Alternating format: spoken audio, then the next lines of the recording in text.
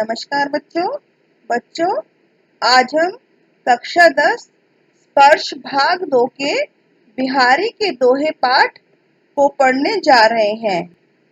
इस पाठ में बिहारी जी के 8 दोहे दिए गए हैं। तो बच्चों, हम बिहारी के दोहे पाठ को 2 भागों में पढ़ेंगे।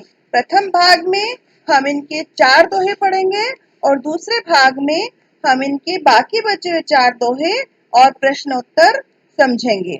तो आइए सबसे पहले हम बिहारी जी के बारे में जान लेते हैं। रीतिकालीन कवि बिहारी का जन्म संवत 1595 में ग्वालियर में हुआ। इनके पिता का नाम केशव राय था। जब ये लगभग 7-8 वर्ष के थे तो इनके पिता ओरछा चले गए। बिहारी जी ने वहीं आचार्य केशव दास जी से शिक्षा ग्रहण की।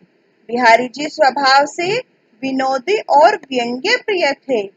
संवत 1663 में वृंदावन में इनकी मृत्यु हुई। बिहारी जी ने लगभग 713 दोहे लिखे हैं। उनके दोहे सतसई नामक पुस्तक में संग्रहित हैं।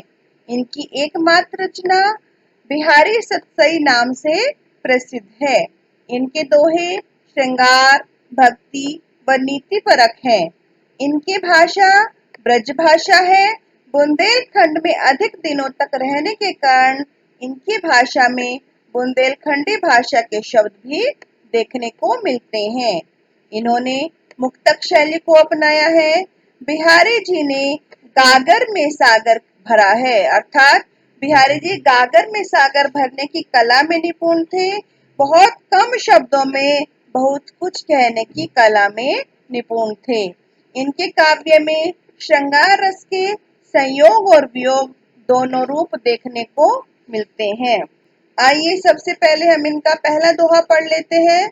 सोहत ओढ़े पीठ पटु श्याम सलोने गात, मनो नीलमणि सैल पर आतपु पर्यो प्रभात। यहाँ पर बिहारी जी ने श्री कृष्ण के रूप सौंदर्य का वर्णन करते हुए कहा है कि सोहत अर्थात सुशोभित होना, सुंदर लगना। पीतु, पीत का अर्थ है पीला और पटु का अर्थ है वस्त्र। श्याम श्री कृष्ण को भी कहा गया है और कृष्ण के सांवले रंग को भी कहा गया है। गात अर्थात शरीर। क्या कहते हैं बिहारी जी? बिहारी जी कहते हैं कि श्री कृष्ण के सांवले सलोने शरीर पर पीले वस्त्र इस प्रकार सुशोभित हो रहे हैं, मानो नीलमणि पर्वत पर। नीलमणि सैल, यहाँ पर नीलमणि पर्वत की बात हो रही है। मानो नीलमणि पर्वत पर सूर्य की सुबह की किरणें पड़ती हैं तो वह बहुत सुंदर दिखाई देता है। इसी प्रकार श्री कृष्ण के सांवले शरीर पर पीले वस्त्र सुशोभित हो रहे हैं, अर्थात पीले वस्त्रों में श्री कृष्ण बहुत सुंदर दिखाई दे रहे हैं। तो बच्चों, आइए अब हम जान लेते हैं कि इस दोहे में कवि ने कौन से अलंकारिक सौंदर्य का वर्णन किया गया है। शिल्प सौंदर्य। इस दोहे में श्री कृष्ण के रूप सौंदर्य का वर्णन किया गया है। ब्रज भाषा का प्रयोग किया गया है। इनकी भाषा सरल व मधुर है। दोहा छंद का प्रयोग किया गया है और श्रृंगार रस का प्रयोग किया गया है। पीत पटु व श्याम सलोने में अनुप्रास अलंकार का प्रयोग है। मनो नीलमणि में उत्प्रेक्षा अलंकार का प्रयोग किया गया है। आइए अब दूसरा दोहा पढ़ लेते हैं। कहला ने एकत बसत, अहि मयूर मृग बाग, जगतु तपोवन सो कियो, दीर्घ दाग निधाग। अहि अर्थात सांप। तो इसमें इस दोहे में बिहारी जी क्या कहते हैं? ग्रीष्म ऋतु की भयंकरता का वर्णन कर रहे हैं। दीर्घ दाग निदाग, ग्रीष्म ऋतु की जो भयंकर गर्मी पड़ती है उसका वर्णन करते हुए क्या बता रहे हैं कि कहने को तो सांप, मयूर, मृग, बाघ एक दूसरे के शत्रु होते हैं, किंतु जब ग्रीष्म ऋतु में भयंकर गर्मी पड़ती है और सारा जंगल तपोवन बन जाता है। जंगल की तुलना किससे की है? तपोवन से की है। तो क्या कहते हैं? सारा जंगल जब तपोवन बन जाता है तो उस समय ये एक दूसरे के शत्रु कहे जाने वाले पशु पक्षी भी एक साथ एक ही वृक्ष के नीचे बैठे दिखाई देते हैं। आइए बच्चों शिल्प सौंदर्य जान लेते हैं। इस दोहे में गर्मी के भयंकरता का वर्णन किया गया है। ब्रज भाषा का प्रयोग किया गया है। भाषा सरल व मधुर है। दोहा छंद का प्रयोग किया गया है और जगतु तपोवन सो कियो में उपमा अलंकार का प्रयोग है। बच्चों अब हम तीसरा दोहा पढ़ते हैं। बतरस लालच लाल की मुरली धरी लुकाए, सोह करे भोहन हंसे, देन कहे नट जाए।